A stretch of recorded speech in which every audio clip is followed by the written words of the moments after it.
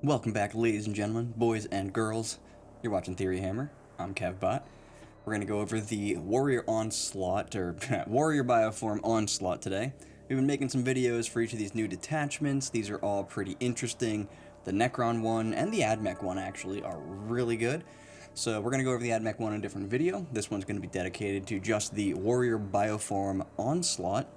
So if you guys like the videos, click all the buttons, hit the bell, Thunderhammer stuff, all that sort of thing. And I'm just going to get right into this one. So, this is our new detachment for Tyranids. Our detachment rule is Leader Beasts. Tyranid Warriors, see below, and Winged Tyranid Primes have a 5-up invuln. So just across the board, all that stuff gets a 5-up invulnerable save now. So that's pretty interesting. We have some keywords here as well. Tyranid Warriors with ranged bioweapons and Tyranid Warriors with melee bioweapons units from your army gain the Tyranid Warrior and Battle Line keyword. Interesting. They gain the Battle Line keyword, okay. And while such units is not Battle Shock, Tyranid Warrior objective models have an OC of 3. So, pretty cool. That makes Warriors pretty good, which they already kind of were pretty good. Certain ones, I think the Bone Sword ones are pretty good. They're pretty cheap.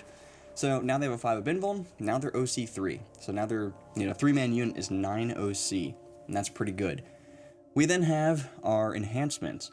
We have the Synaptic Tyrant for 10 points. This is a Neuro Tyrant only. During the Declare Battle Formation step, the bear can be attached to Tyranid Warriors. Interesting. So I think that thing gives you like +1 to hit or +1 to wound if you're attached to it. I'll double check exactly like what the Neuro Tyrant already gives you when you're attached to a unit, but I'm pretty sure it gives you +1 to hit. So that's pretty good. For 10 points, allows them to be attached to a Tyranid Warrior squad, sticking with 6 of them. Now they're all +1 to hit and stuff. +1 to hit, +1 to wound, whichever it is.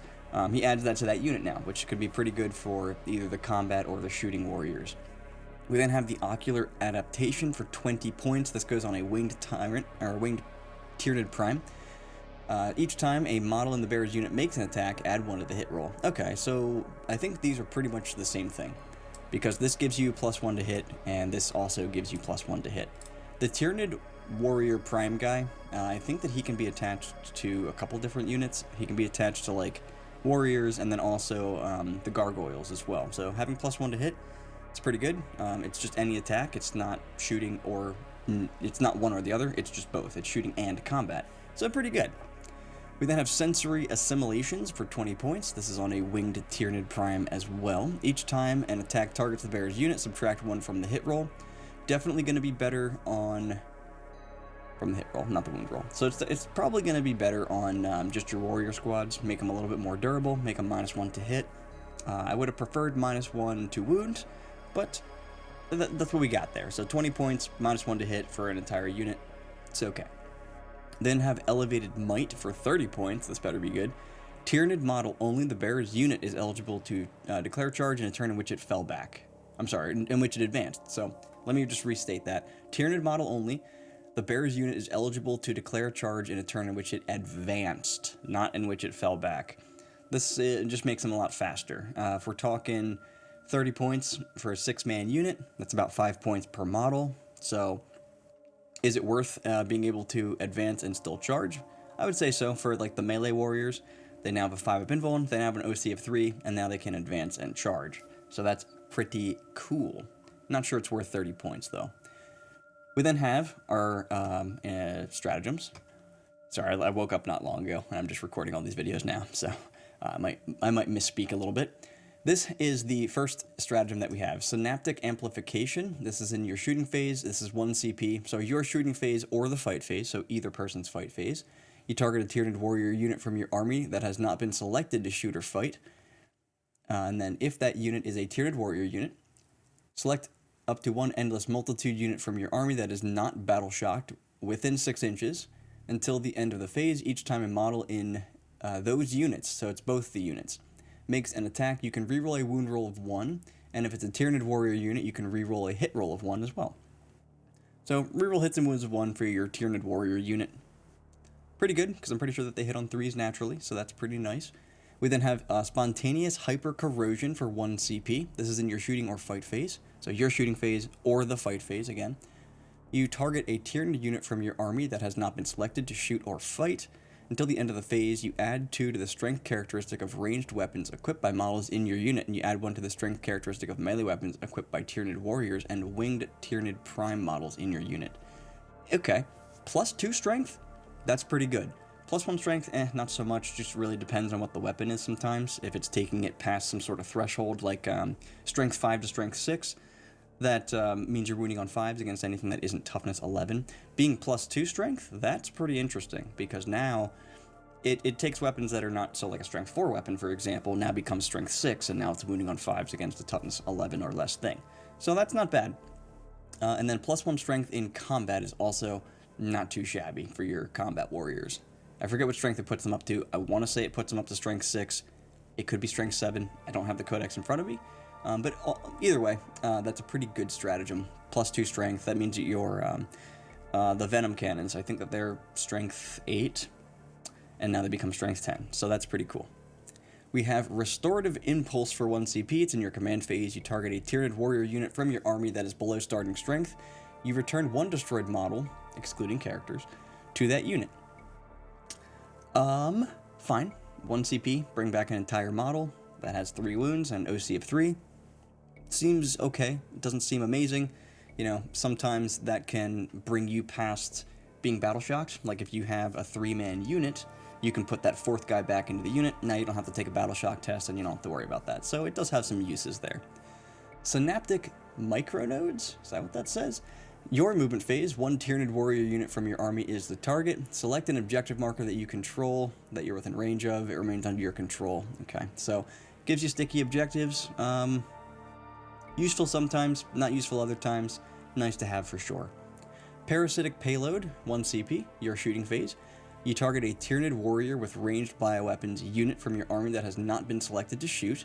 Until the end of the phase, ranged weapons equipped by models in your unit have ignores cover.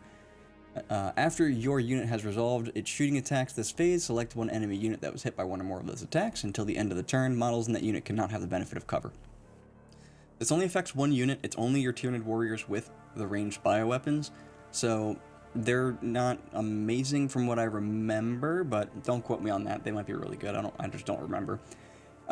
Taking away cover, pretty nice. Basically gives everything, gives a unit plus 1 AP against a specific target. That's basically how you can think about it.